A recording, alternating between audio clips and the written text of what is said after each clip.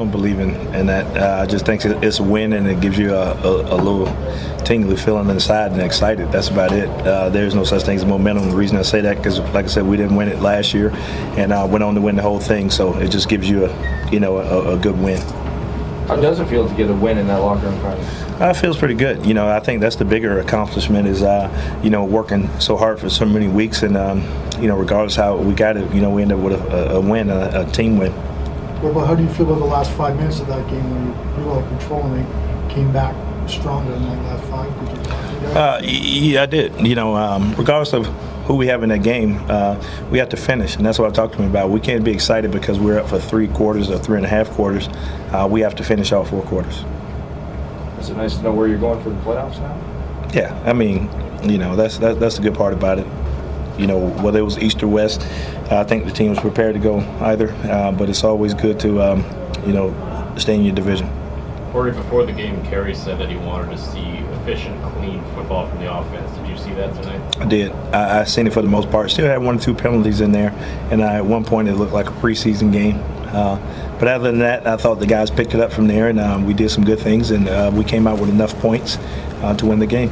Why is it good to stay in your division? The biggest thing is when you look at it is, especially for us in the last couple of weeks, that's the team that you played the most. So, there's some known weaknesses and there's some known strength against your opponent. Anytime, you cross over, that can be good as well because you don't know each other. But in terms of prep, it's good and you know exactly what guys are doing when you play them. Is that game any good for film to study for the next one? Because they have so many different guys with it. Yeah, I think it's some things that you could study from it, just in terms of just some of the base things. But, they put their best foot forward to try to win it. And, they didn't play all their guys. But at the same time, there's some things that we can learn from. When you make the transition from regular season to playoffs, how much does the, mental aspect really kick into gear for the players?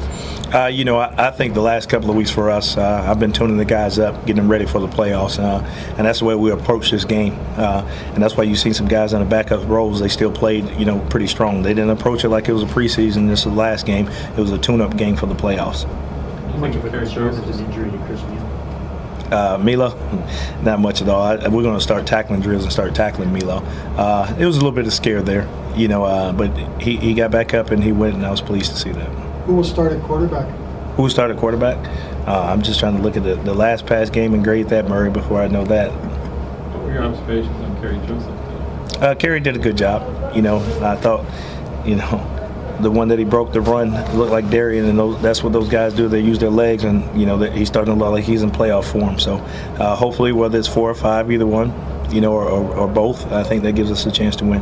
All 3 of your quarterbacks took some pretty big hits from blitzing and stuff. Do you have to address that? How do you sort of look at that? That's one of the big things is, they sent those blitzes, so we should be able to scheme those blitzes up in what they've seen, and we shouldn't see the same blitzes. So they'd have to modify what they do. Does the familiarity with Edmonton in these last couple of weeks change the game plan at all moving forward into this matchup?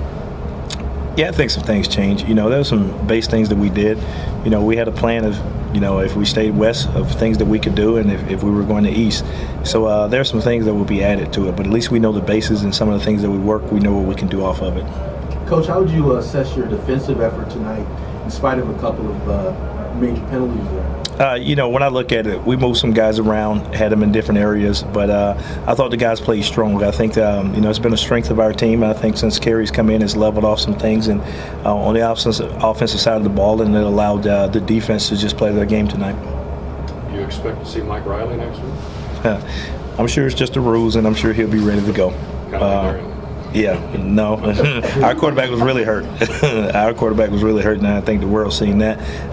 It doesn't matter, and I'm not saying that in an arrogant type way. We have to play. We're in the playoffs, and playoff football is always a great challenge. So it doesn't matter who their quarterback is. We have to play. Can you talk about the guys, what happened last year at this time in the playoffs, the run you got on in the roll, and remind the veterans of what they did and maybe tap it on to some of the younger guys? Those guys understand it. Like I told those guys, there's two sets of guys in our locker room.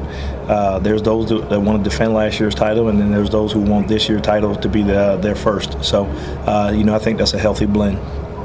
How significant is it, Corey, to finish with a winning record? In terms of playoffs or just all together? Just in terms of wrapping up the regular season, double-digit victories. That only helps when I'm about 68, 69 and I count my wins. Other than that, nobody cares.